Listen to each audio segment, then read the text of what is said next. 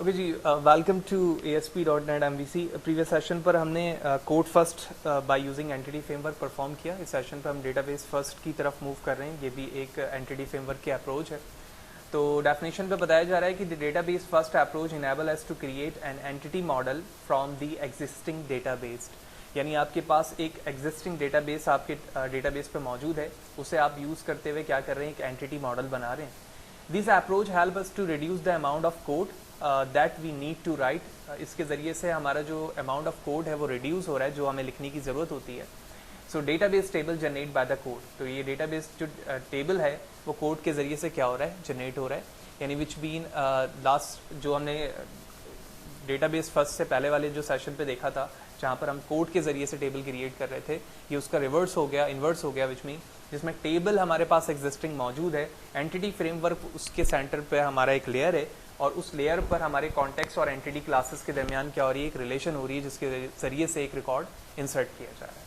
तो अब प्रैक्टिकली देखते हैं इस चीज़ को कि एक्चुअली डेटाबेस फर्स्ट किस तरह से परफॉर्म होगा। तो एक प्रोजेक्ट बना रहा हूँ DB फर्स्ट EF के नाम से, और उसके बाद इस दफ़ा हम जो टेम्पलेट इस्तेमाल करने जा रहे हैं वो MVC करने जा रहे हैं। तो जैसे ही मैंने MVC पर चेक लगाया, आप देख रहे हैं यहाँ पर MVC पर चेक ऑलरेडी मौजूद है। और उसके बाद अगर चेंज ऑथेंटिकेशन पर आए तो इंडिविजुअल यूज़र अकाउंट यहाँ पर मौजूद है। अच्छा, ऑथेंटिकेशन एंड ऑथराइजेशन हम एक सेपरेट सेशन पर करेंगे, लेकिन इस लेवल पर समझने के लिए हम सिर्फ यहाँ पर ये समझ लेते हैं कि इस ऑथेंटिकेशन से मुराद sign up and login page है, कि जब भी एक यूज़र आएगा तो वो पहले अपने आप को रजिस्टर्ड करेगा, उसके बाद लॉगिन करेगा। ऑल्दो यहाँ पर जो इंडिविजुअल अकाउंट्स के लिए यहाँ पर ऑथेंटिकेशन है वो एक लोकल स्टोरेज के साथ है, जो विजुअल स्टूडियो खुद हैंडल कर रहा होता है। ऑल्दो जब हम आगे जाएंगे तो हम डेटाबेस के साथ ये ऑथेंटिकेशन बनाएंगे, ताकि हर एक इंडिविजुअल यूज़र अपना अकाउंट क्रिएट कर सके और उसकी तमाम इन्फॉर्मेशन हमारे डेटाबेस के टेबल में स्टोर हो। लिहाजा मैं इस ऑथेंटिकेशन पर चेक ऑलरेडी लगा हुआ है, जिसे यूज़ तो कर रहा हूँ, लेकिन हम इसे अपने इस्तेमाल में इस सेशन पे नहीं ले रहे हैं। ये एक टेम्पलेट है जिसमें ये डिफ़ॉल्ट तौर पे ये चीज़ें मौजूद होती हैं। तो मैंने ओके प्रेस किया और उसके बाद यहाँ से भी ओके प्रेस कर दिया। जब तक ये प्रोजेक्ट क्रिएट हो रहा है, हम डेटाबेस के हवाले से बात कर लेते हैं कि एक डेटाबेस है हमारे पास और जिसका नाम हुसैन है, मैं उसे यूज़ कर रहा हूँ। उसके बाद एक टेबल, कंपनी के नाम से एक टेबल यहाँ पर मौजूद है, और उस टेबल के ये 3 एट्रीब्यूट्स हैं जो यहाँ पर मैंने शो करवाया है।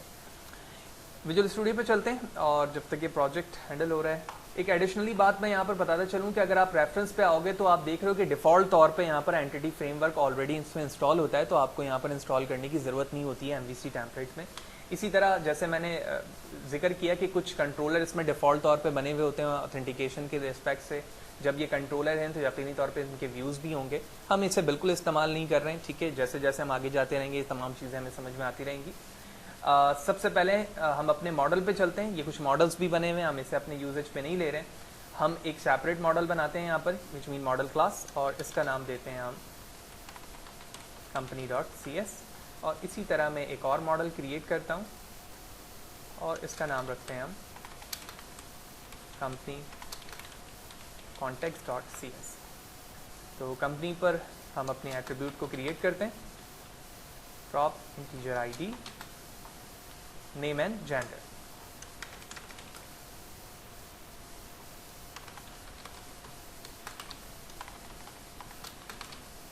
name and similarly string gender। Okay, company context पे चलते हैं, और सबसे पहले कंपनी कॉन्टेक्स्ट को हम DB कॉन्टेक्स्ट से क्या करेंगे, इनहेरिट करेंगे। कंट्रोल डॉट प्रेस करूंगा और आप देख रहे हैं कि डेटा एंटिटी एज यूजुअल, जब हम ब्लैंक प्रोजेक्ट में भी एंटिटी फ्रेमवर्क इंस्टॉल करते थे तो ये नेम स्पेस दिखता था हमें, तो यहाँ पर ऑलरेडी मौजूद है। उसके बाद हम एक प्रॉपर्टी बनाएंगे DB सेट के साथ, तो DB set angle bracket name of your class, और इसको एक एलियास के साथ से मैं कंपनीज नेम देता हूँ, और गेट सेट की प्रॉपर्टी हम यहाँ पर यूज़ कर लेंगे। That's it. अगर मैं डेटाबेस फर्स्ट अप्रोच के हवाले से बात करूं, जो सबसे इंपॉर्टेंट चीज़ है यहाँ पर, कि जब आप दोनों मॉडल क्लास क्रिएट कर लेते हो तो उसके बाद आपको यहाँ पर, यानी क्लास से पहले कंपनी के, आपको अपने टेबल के नेम को क्या करना होता है, मैप करना होता है इसके साथ। तो इसके लिए मैंने स्क्वायर ब्रैकेट के अंदर टेबल लिखा, small bracket inverted comma close, और इस इन्वर्टेड कॉमा के अंदर मैं अपने टेबल के नाम को पेस्ट करूँगा ताकि वो मैप हो जाए। टेबल को इनेबल करने के लिए कंट्रोल डॉट और डेटा एनोटेशन डॉट स्कीमा की नेम स्पेस को मैंने यहाँ पर ऐड करवा लिया। तो दोनों क्लासेस यहाँ पर ऐड हो चुकी हैं। उसके बाद अगर आप वेब कॉन्फ़िग पे जाएं तो आपको एक डिफ़ॉल्ट कनेक्शन स्ट्रिंग यहाँ पर दिखेगा, जैसे कि आप यहाँ पर देख रहे हो। आप चाहो तो इसे चेंज भी कर सकते हो, तो मैं चेंज कर लेता हूँ इसे और इसका नाम रख देता हूँ जो हमारे कंपनी कॉन्टैक्ट्स है। F2 प्रेस किया मैंने कीबोर्ड से, कॉपी किया इसके नेम को और उसके बाद मैंने इस पे पेस्ट कर दिया। जो कनेक्शन स्ट्रिंग है मैं इसे डिलीट कर दे रहा हूँ, ठीक है। बाकी जो प्रोवाइडर नेम है वो as usual data SQL client है, नेम मैंने चेंज कर दिया है। अब कनेक्शन स्ट्रिंग क्रिएट करने का तरीका आपको पता होगा, हम प्रीवियस सेशन पे भी देख चुके हैं। तो सर्वर एक्सप्लोर पे जाऊंगा मैं और उसके बाद न्यू कनेक्शन, ठीक है। सर्वर नेम, तो हम एसक्यूएल पर आएंगे, सर्वर नेम यहाँ से कॉपी करेंगे। कॉपी करने के बाद मैंने पेस्ट किया, authentication, user name and password, और उसके बाद आप अपने डेटाबेस का नाम रखकर टेस्ट करेंगे। फिर ओके प्रेस करूँगा। उसके बाद हम इसकी प्रॉपर्टी से कनेक्शन स्ट्रिंग को कॉपी कर लेंगे। तो यहाँ पर देख रहे हो कनेक्शन स्ट्रिंग, मैंने डबल क्लिक किया और उसके बाद अपने कनेक्शन स्ट्रिंग के इन्वर्टेड कॉमा पे पेस्ट कर दिया। स्टैटिक को हटा के जो आपका रियल पासवर्ड होगा आप वो लिखेंगे और उसके बाद आप अपने प्रोजेक्ट को क्या करेंगे, बिल्ड करेंगे। Control shift B. तो मैंने अपने प्रोजेक्ट को बिल्ड कर दिया। Let's started now.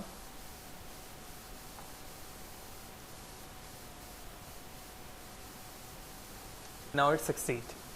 अब फाइनल काम हमारे कंट्रोलर का होता है, ठीक है, जो एज यूजुअल हम करते आ रहे हैं। राइट क्लिक करूंगा, ऐड पे जाऊंगा और कंट्रोलर, जैसे कि हम एंटिटी फ्रेमवर्क के साथ यूज़ कर रहे हैं अपने अप्रोचेस को। तो तीसरे नंबर पे आप देख रहे हैं MVC controller with views using entity framework मौजूद है।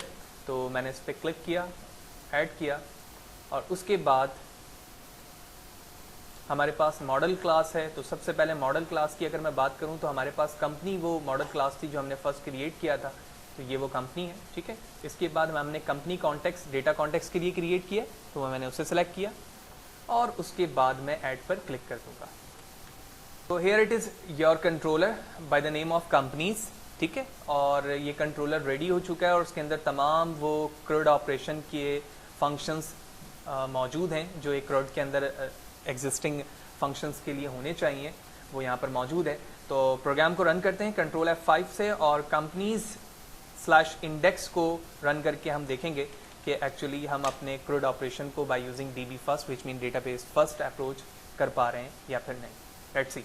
ओके, तो आप देख रहे हैं कि मैंने अपने URL पे कंपनीज/इंडेक्स लिखा और मैं सक्सेसफुली अपने प्रोग्राम को जो है वो लॉन्च कर पाया हूँ। और आप देखें यहाँ पर रजिस्टर्ड एंड लॉगिन भी मौजूद है। ये उसी चीज़ को जाहिर कर रहा है जो ऑथेंटिकेशन के हवाले से हमने जिक्र किया था।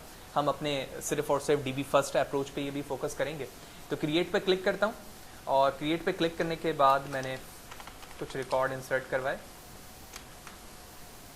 ठीक है। क्रिएट पे क्लिक किया and here it is your created.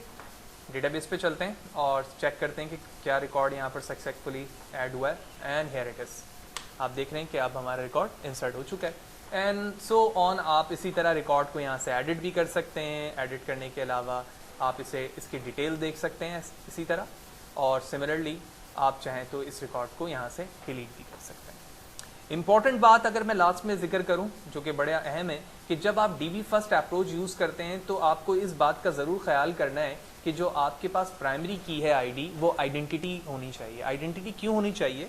क्योंकि जब भी आप विजुअल स्टूडियो पर MVC अप्रोच यूज़ करते हुए प्रोजेक्ट को क्रिएट करते हो तो वो कभी ID की रिकॉर्ड्स आपसे नहीं मांगता है, ठीक है ना, और मांगना भी नहीं चाहिए। लेकिन अगर आप वहाँ पर उसे नहीं बनाएंगे आइडेंटिटी तो वो आपसे ID भी ले रहा होगा और बार बार कॉन्फ्लिक्ट होगा। आपको पता नहीं होगा कि कौन से रिकॉर्ड्स ID के रिस्पेक्ट से वहाँ मौजूद हैं या नहीं है, तो वो बार बार कॉन्फ्लिक्ट एरर दे रहा होगा और आप परेशान रहेंगे। तो कोशिश ये होनी चाहिए कि ऐसे रिकॉर्ड्स जिनका ताल्लुक सिर्फ और सिर्फ किससे होता है, एडमिन से होता है, उसके रिकॉर्ड्स की डिटेल के हवाले से मैं बात कर रहा हूँ, यानी IDs या पासवर्ड वो यूज़र नॉर्मली नहीं देख पाता है। तो ID उनमें से एक है जो सीरीज़ ऑफ रिकॉर्ड्स को शो कर रहा होता है। तो वो चीज़ें ऑटो खुद ब खुद क्या होंगी, ऐड होंगी। तो यही वजह है कि मैंने यूज़र से ID नंबर नहीं लिया बल्कि सिर्फ और सिर्फ नेम और जेंडर लिया और ID को मैंने आइडेंटिटी किया। तो इस सेशन के अंदर हमने सेकंड अप्रोच को देखा कि डेटाबेस फर्स्ट अप्रोच क्या है, और डेफिनेशन पर जब हम डिस्कस कर रहे थे कि less amount of the code, तो उसमें आप ये चीज़ यहाँ पर देख रहे हो कि हमारे पास एक तीसरी क्लास यहाँ पर नहीं है जिसको हमने लास्ट टाइम व्यूज़ के नाम से ऐड करवाया था, जो कोड फर्स्ट के साथ मौजूद थी और जिसके ज़रिए से कोड जनरेट हो रहा था डेटाबेस का। तो वो चीज़ यहाँ पर क्या हो गई, कम हो गई। और साथ ही साथ हमने दो बेसिक क्लासेस बनाए, कंपनी एंड कंपनी कॉन्टेक्स्ट। उसके बाद हमने कनेक्शन स्ट्रिंग हमारे पास डिफ़ॉल्ट तौर पे इसलिए बना हुआ था क्योंकि हम एमवीसी टेम्पलेट को यूज़ कर रहे थे। और उसके बाद हमने एक कंट्रोलर ऐड किया एमवीसी के रिस्पेक्ट से, और उसके बाद हमने इस पूरे टोटल क्रूड ऑपरेशन को यहाँ पर परफॉर्म करके देखा। तो ये सेकेंड अप्रोच था जिसमें हमने डीबी फर्स्ट अप्रोच को यूज़ किया। अब हम नेक्स्ट सेशन पे जाएंगे तो मॉडल फर्स्ट को देखेंगे, जो कि हमारा तीसरा अप्रोच होगा एंटिटी फ्रेमवर्क में।